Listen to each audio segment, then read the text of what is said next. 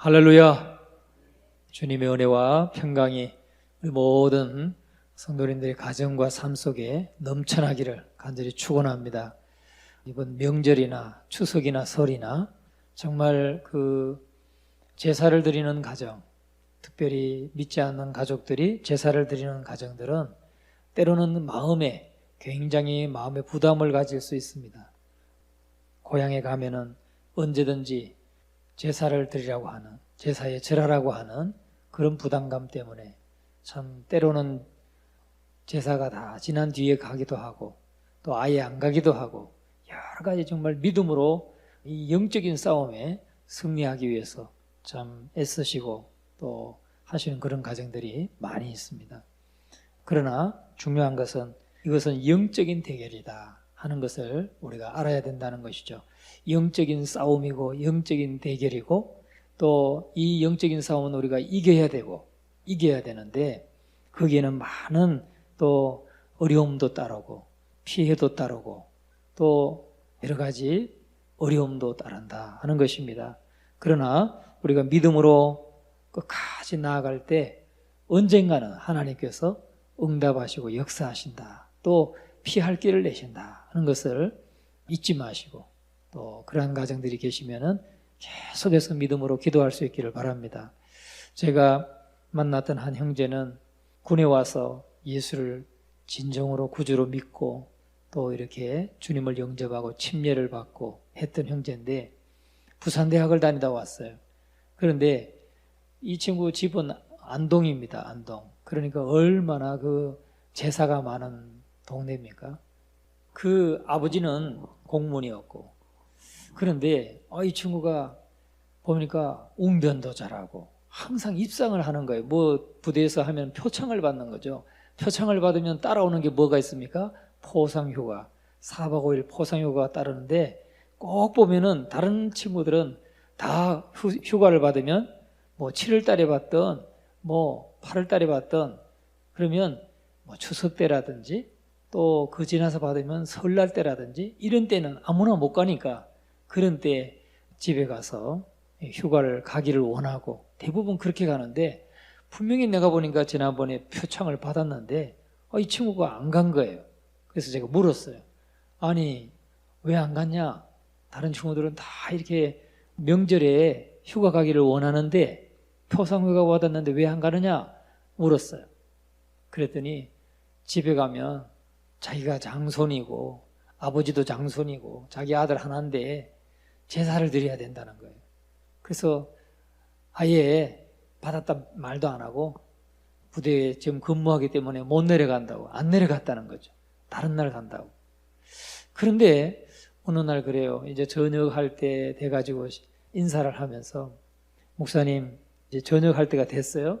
목사님 기도해 주세요. 왜? 자기 이제 저녁하면은 어쩔 수 없이 집에 가야 되는데 집에 가면은 제사를 드릴 수밖에 없대요. 그러니까 내가 그랬어요. 그러면 너 기도해라. 그리고 아버지한테 정말로 너 마음을 담아서 편지를 써라. 내가 군에 와서 이렇게 예수를 믿었고 내가 이 예수님 때문에 내가 이 군생활 많은 어려움이 있지만 내가 마음 잡고 잘 이겨내고 있다. 이렇게 정말 나는 예수님을 믿는 이 기독교 신앙을 가졌다 하는 걸 분명하게 밝혀라. 그랬더니 편지를 썼대요. 편지를 썼는데 아버지가 편지 답장이 왔어요. 그래, 너는 참 기독교가 맞는 것 같다. 하여튼 군생활 잘해라. 하고 이렇게 격려가 왔다는 거예요. 그리고 나서는 이제 전역할 때가 됐는데 또 저한테 기도 부탁을 해요. 왜냐? 이제 전역하면은 피할 길이 없다는 거죠. 피할 길이 없어서 제사에 참여할 수밖에 없는데 내가 기독교 신앙을 갖고 보니까 제사를 안 드리고 절을 하지 말아야 된다는 걸 이제 배웠고 아는데 내가 어떻게 해야 됩니까? 내가 기도하라고 그랬어요. 그리고는 이 친구는 저녁에서 나갔습니다. 나중에 편지가 왔어요. 저한테만 인사하는 게 아니에요. 우리 교회 이제 여단장님이 나오고 온 성도님들한테 인사도 나누고 하면서 저한테 편지가 왔어요. 뭐라고 왔냐? 목사님 저 여기 지금 호주예요. 호주인데 아버지가 한 번은 중국으로 출장을 다녀오시다가 비행기 안에서 옆에 자리에 앉은 분과 대화를 하게 됐대요. 옆에 자리에 앉은 분이 독실한 크리스천이었던 거예요. 그래가지고 그분과 대화하다가 호주에 유학하는 그런 프로그램을 소개해줘가지고 이 아들의 성공을 위해서 아버지가 호주 유학을 다 준비를 해놓은 거예요.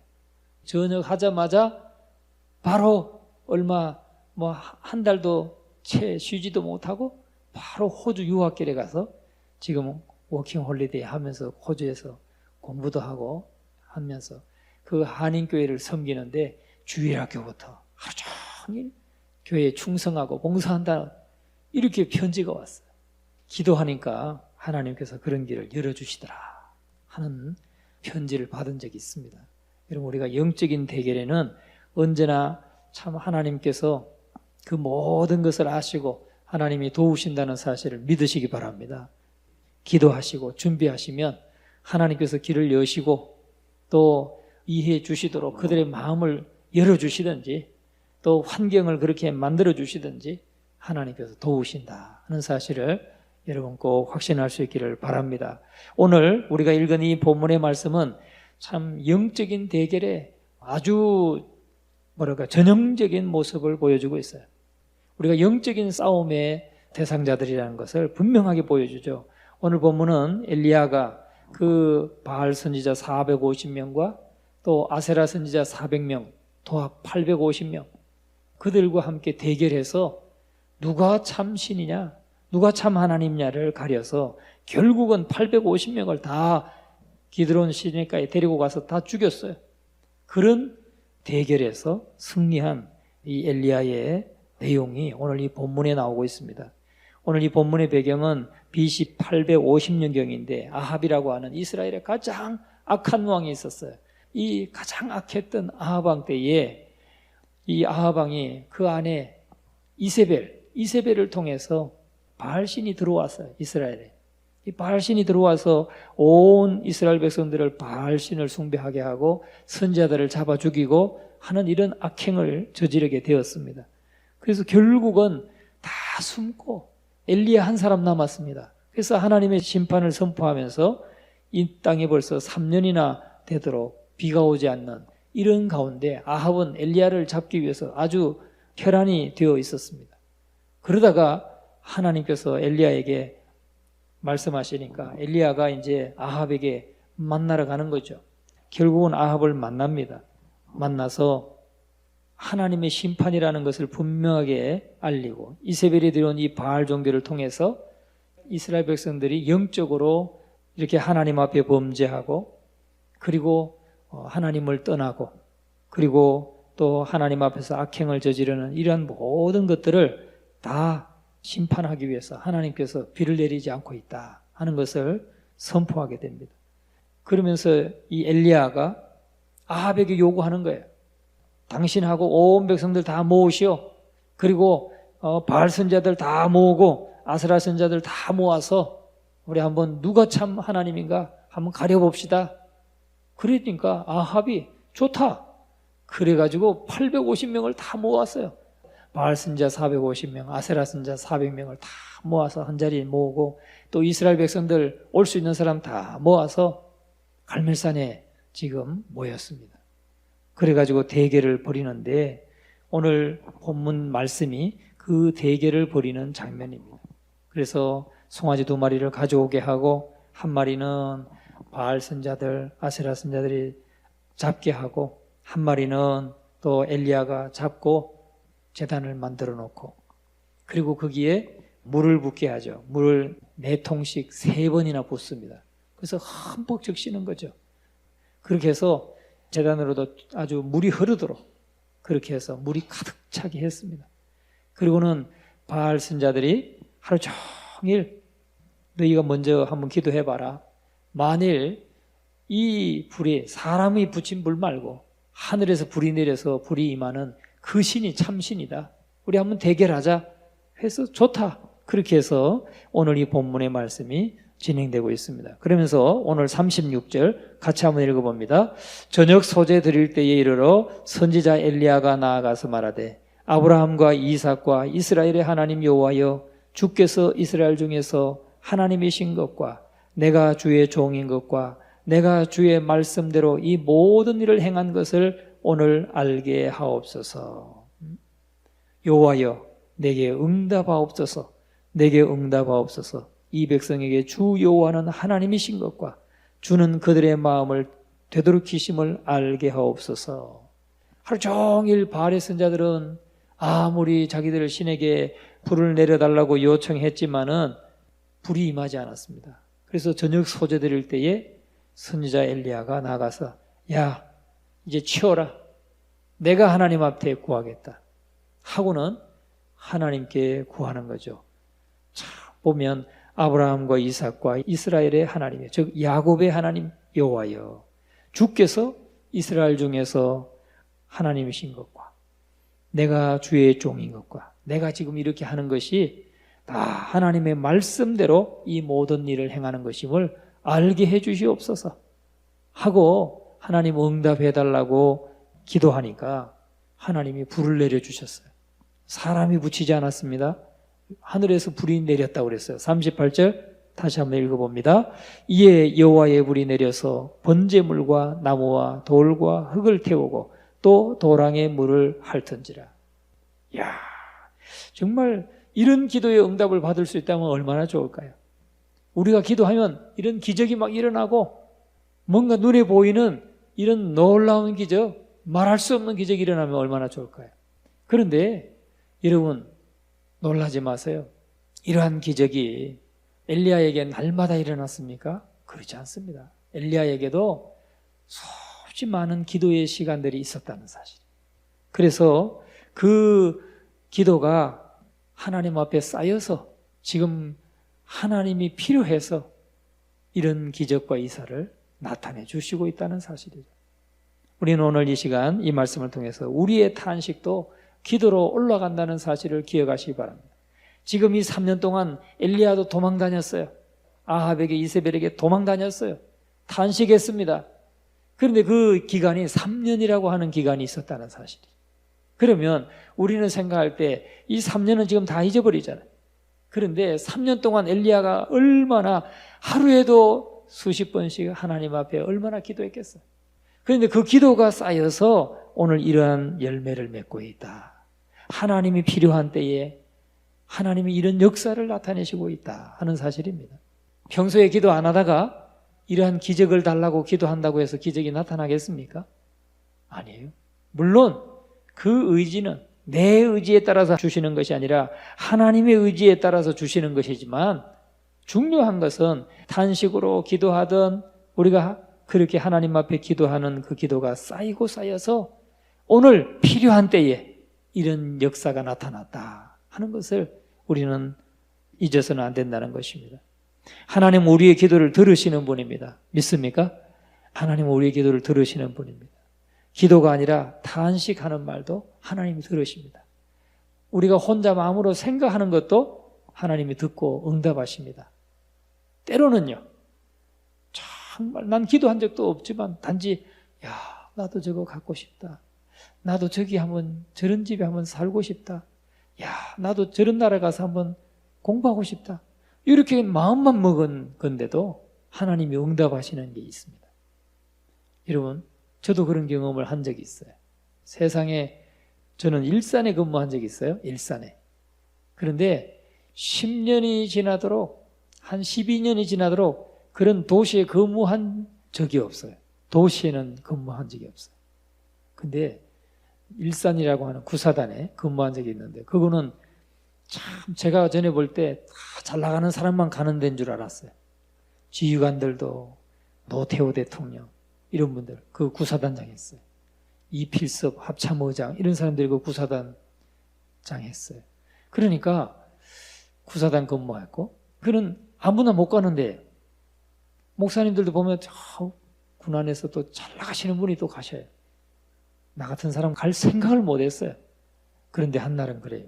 제가 저 강원도 양구 가서 열심히 일을 하고 있는데 보직장교가 전화가 왔어요. 목사님 다음번에는 그 양구에서 지금 고생을 많이 하셨으니까 저 일산 구사단에 보내드릴게요. 그래서 좋다, 감사하다 그랬는데 그게 어떻게 이루어졌는지 아세요? 저희 작은 할머님이 돌아가셔서 일산 백병원의 장례식장에서 있었어요. 거기 문산 갔다가 돌아오면서 제 아내가 그랬대요. 옆에 앉아서 그런 거, 야, 이런 데는 누가 근무하냐고. 그래서 내가 잘 나가는 분들이 근무하지. 그런 대화를 하면서 돌아왔어요. 근데 나중에 그러더라고요. 구사단 가게 되니까. 그때 돌아오면서, 야, 나도 이런 데서 한번 살아봤으면 좋겠다. 이런 생각을 가졌다는 거예요. 그런데 그게 응답이 된 거죠. 우리가 가겠다는 생각도 못하고 있었는데 양구에서 고생했으니까, 추운 데서, 그 험난한 데서 고생했으니까 구사단 가서요. 그래가지고 간 적이 있어요. 여러분, 하나님은 우리의 기도를 들으십니다. 우리의 탄식도 들으십니다. 우리의 혼잣말도 들으십니다. 그런 하나님이, 여러분, 오늘 우리가 성경에서 보면은 애굽에서 종살이 하던 노예 생활하던 이스라엘 백성들의 탄식을 하나님이 들으시고 모세를 세우시고 이스라엘 백성들을 인도해 내셨어요. 한나의 탄식, 한나의 부르짖음, 남이 알아들을 수도 없는 한나의 그 부르짖음을 듣고 하나님이 그에게 사무엘을 주셨어요. 여러분, 바벨론의 포로로 간 이스라엘 백성들이 탄식할 때 하나님 그 기도를 들으시고 다시 회복시키시고 돌아오게 하셨어요. 여러분 기억하십시오. 이 엘리야가 기도한 것에 대해서 하나님이 응답하신 것은 3년이라고 하는 그 이전에 많은 세월들 기도하고 탄식하고 하나님 앞에 기도했던 것이 쌓여서 결국은 이 능력이 기도가 된 것을 여러분 믿으시기 바랍니다. 우리가 아무 일 별로 없을 때, 우리 가정에 큰 어려움이 없고 특별한 어려움이 없을 때, 이 설날 때 그래도 집에 계시다고 지금 다 나오셨는데 아무도 안 나오시면 우리 아무도 안 할 텐데, 여러분 그래도 하나님 앞에 나오신 거 잘하신 줄 믿습니다. 그래도 뭐 집에서 있으면 뭐 TV 앞에서 쉬는 것밖에 더 하겠어요. 그러나 하나님 앞에 나와서 이렇게 기도할 때 이 기도가 쌓이는 줄 믿으시기 바랍니다. 특별한 내가 어려움이 없어도, 특별한 고난이 없어도 내가 오늘 기도하는 거 다 하나님 앞에 쌓여서 결국은 엘리야가 이 바알 선자들과 대결해서 이기는, 그래서 그들을 다 정말 하나님의 심판을 하는 이런 승리를 거두게 되는 것이 어떻게 이루어지느냐? 그 탄식과 기도가 다 쌓여서 하나님 앞에 상달되어서 결국은 그런 능력이 나타난다는 사실을 여러분 확신하시기를 주의 이름으로 축원합니다. 이 기도가 쌓이면 언제 나타나느냐? 어려움에 처했을 때 정말 그 어려움이 되지 않습니다. 왜? 기도로 쌓았기 때문에. 기도가 쌓였기 때문에 어려움이 어려움으로 느껴지지 않아요. 성경은 로마서 8장 26절에 이렇게 말씀합니다. 이와 같이 성령도 우리 연약함을 도우시나니 우리가 마땅히 빌 바를 알지 못하나 오직 성령이 말할 수 없는 탄식으로 우리를 위하여 친히 간구하시느니라. 할렐루야. 우리는 때때로 정말 우리가 연약해서 기도하지도 못하고 마땅히 빌 바를 알지 못하고 기도하지 못할 때도 성령께서 우리 안에서 탄식하시면서 우리를 위하여 친히 간구해 주신다. 요즘에 그 유튜브를 통해서 뉴스를 들었더니 북한이 아주 심상찮다는 거예요. 왜 심상찮은가? 북한에서 탈북하신 분들이 이제 그곳에서 이제 계시는 그 고위직 뭐 이런 사람들, 친구들, 이런 사람들하고 통화해가지고 밝히는 거죠. 김정은이가 쇼크샤 할 뻔했다는 거예요. 쇼크가 와가지고 겨우 지금 회복시켜 놨다는 거예요. 살려놨다는 거죠. 그래서 지금 정권이 무너지느냐 마냐 해서 아주 그냥 군대가 집결하고 굉장히 지금 아주 어수선한 그런 상태라고 하는 겁니다. 그런데 북한의 주민들이 얼마나 탄식하겠어요. 독재자 밑에서 얼마나 탄식하겠어요. 그것이 하나님 앞에 상달된다는 거죠. 그런데 또 다른 유튜브들 이렇게 보면은 기독교에 많은 그 예언한다고 하는 분들, 그분들의 말을 뭐 다 우리가 믿고 100% 신뢰할 수는 없다 할지라도 여러 사람들이 그런 예언을 하고 있어요. 김정은이가 2020년에는 죽을 거다.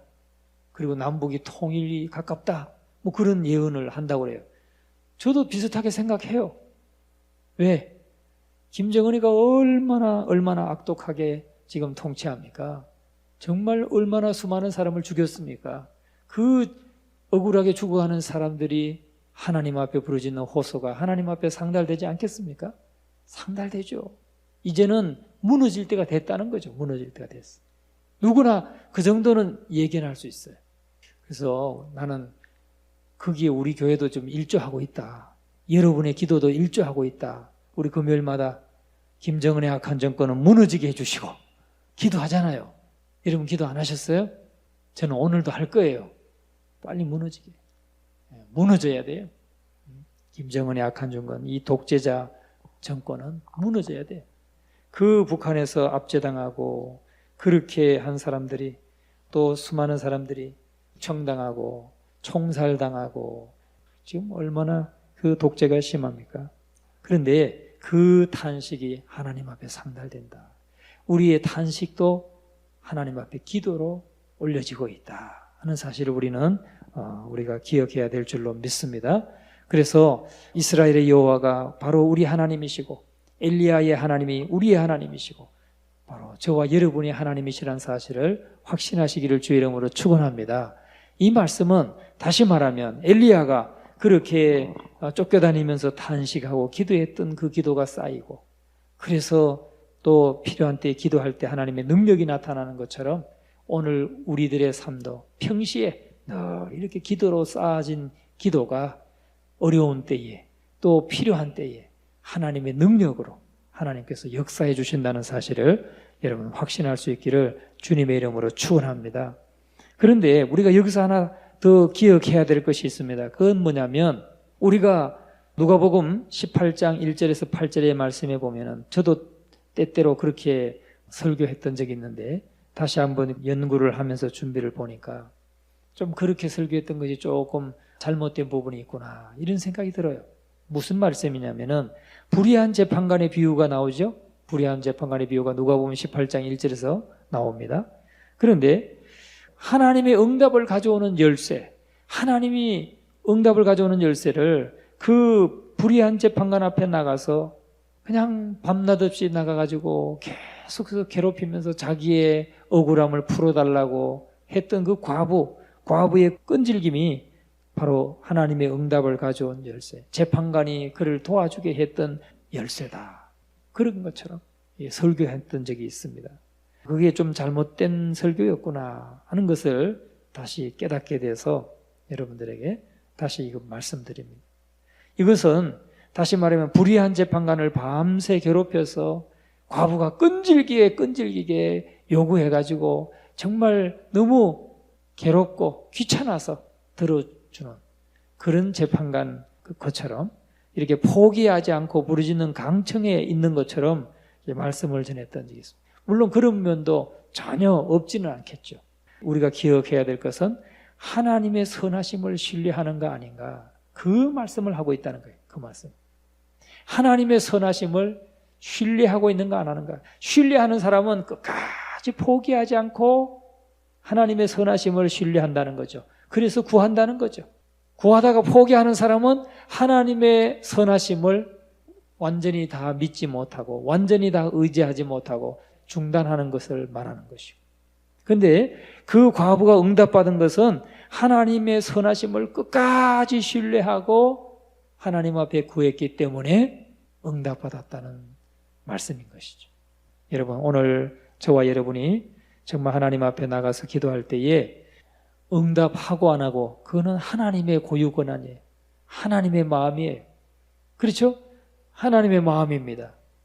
하나님이 응답해 주실 수도 있고 응답 안 해 주실 수도 있어요.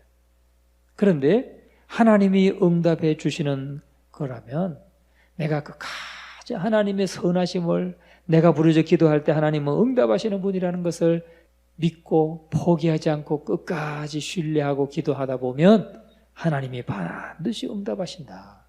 이 사실을 여러분 오늘 믿으시기를 주의 이름으로 축원합니다.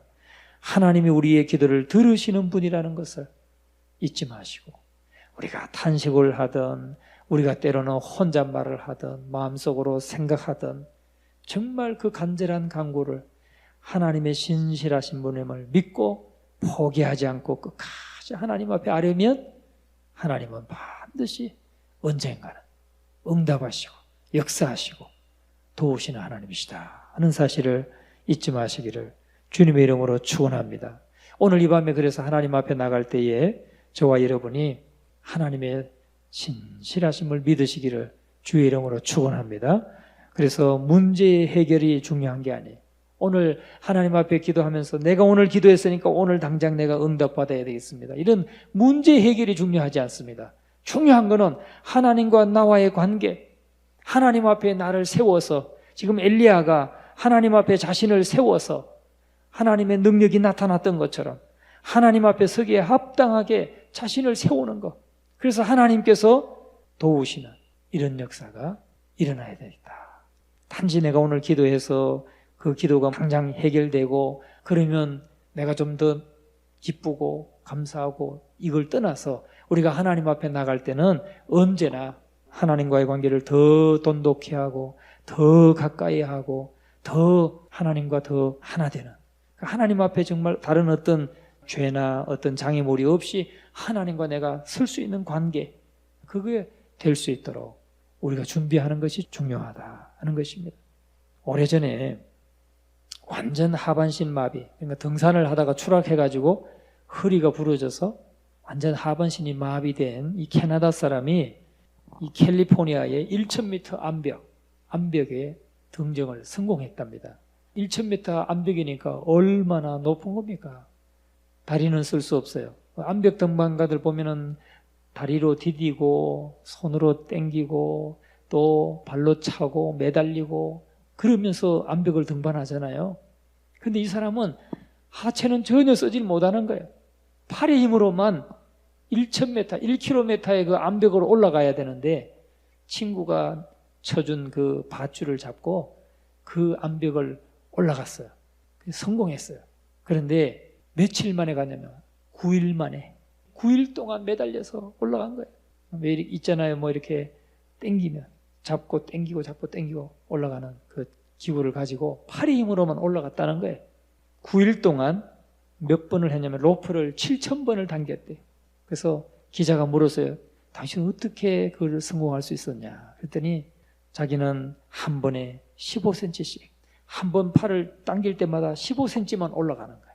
그래서 아무리 높은 산도 한 걸음부터 올라가는 거고 아무리 높은 암벽도 하여튼 한 15cm는 올라가면 계속 15cm가 쌓이면 내가 이 1km를 반드시 올라갈 수 있으리라 그 믿음 가지고 했다는 거예요. 여러분 그렇게 해서 며칠 갔다는 거예요. 9일 동안 매달려서 하여튼 올라갔다는 거예요. 9일 동안 올라가다가 텐트 치고 잠을 자고. 여러분 암벽 등반하는 사람들이 절벽에 대롱대롱 매달려서 거기에 텐트를 치고 절벽에서 잠자는 거 여러분 사진 보셨습니까? 저는 사진 봤어요. 절벽에다가 앙카를 박아가지고 거기에 이렇게 침상같이 네모나게 와이어를 4줄 당겨서 놓고 거기에 침낭 속에서 거기서 자는 거예요. 매달려 자는 거예요. 그리고 또 올라가고 또 자고 9일 동안 올라갔다는 거예요. 한 번에 15cm씩. 얼마나 피곤하고 지치겠어요. 그것도 여름에 39도 여름에 한 번 당길 때마다 15cm. 7000번을 당겨서 1km를 올라갔다. 여러분 우리에게 시사해 주는 바가 많습니다. 결국은 하여튼 이 높은 그런 암벽도 15cm, 15cm 이게 쌓여서 등장하는 것처럼 오늘 우리의 기도도 그 능력이 언제 나타나느냐? 꾸준히 약속의 말씀 믿고 하나님의 신실하심을 믿고 끝까지 그냥 포기하지 않고 늘 기도하고 새벽에도 기도하고 낮에도 기도하고 일하면서도 기도하고 또 금요기도에 나오셔서 기도하고 꾸준히 하나님 앞에 하나님의 신실하심을 믿고 우리가 이렇게 15cm, 15cm, 15cm 올라가는 것처럼 우리의 기도를 쌓으면 언젠가 하나님이 정말 우리에게 능력이 필요하고 정말 하나님의 특별한 그런 은혜가 필요할 때 우리가 구하기만 해도 하나님이 들어주시는 줄 믿습니다. 여러분 오늘 이 밤에 우리가 그 사실을 깨닫고 우리의 신앙도 마찬가지라는 거, 우리의 신앙도 모험이나 도약의 시간, 갑작스럽게 정말 엄청난 이런 도약하는 시간도 있지만 어떻게 보면 우리의 신앙은 지루하도록 반복하는 신앙이에요. 지루하도록 반복되는 신앙입니다. 때로는 고난도 있고 때로는 실패도 있고 끝이 보이지 않는 여정이 바로 신앙입니다. 그럼에도 불구하고 결코 그 하나님의 신실하심에 대한 불신앙 말고 끝까지 하나님의 신실하심을 믿고 그냥 한결같이 기도하고 나가면 거기에 하나님의 역사가 나타나고 엘리야가 경험했던 이런 놀라운 역사를 우리가 만나게 된다는 것을 여러분 믿으시기를 주의 이름으로 축원합니다. 교회도 그런 것 같아요. 개최 가면 그냥 막 구름대같이 사람들이 막 몰려오고 그냥 새롭게 이렇게 교회 부임하면 막 100명, 200명 막 몰려올 것 같아도 그게 아니에요. 목회는 그게 아니에요.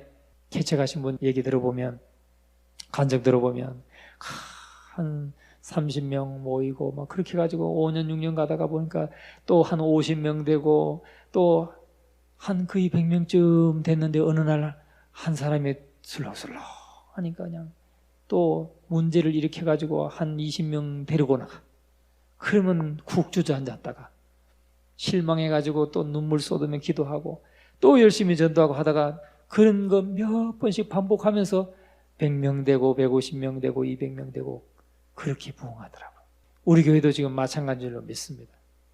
10명 열심히 신실하게 기도하면서 또 열심히 말씀 연구해서 말씀 전하고 그러면 10명도 오고 20명도 오고 1년에 겨우 10명 늘어나고 20명 늘어나고 이렇게 조금씩 늘어가지만 이게 꾸준히 10년 가고 20년 가고 하다 보면 성장이 되는 교회가 탄탄하게 부흥하고 서는 것입니다.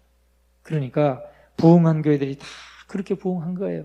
그냥 한꺼번에 막 사람들이 구름대처럼 몰려오는 경우는 이동원 목사님 개척 예배 드린 것밖에 없는 것 같아요.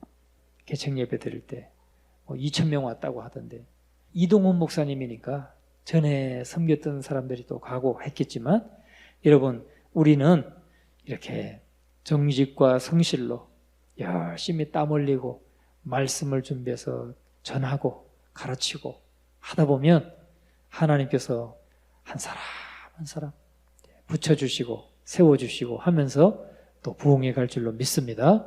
여기에 우리가 날마다 기도로 끊임없이 정말 이 지루할 정도로 끊임없이 반복되는 그러한 것이 우리의 신앙인데 끝까지 낙심하지 말고 피곤하지 않으면 반드시 열매를 거두게 돼 있다 하는 이 사실을 오늘 이 엘리야가 갈멜산에서 대결하고 받게 된 이것을 통해서 우리가 다시 한번 배우게 됩니다.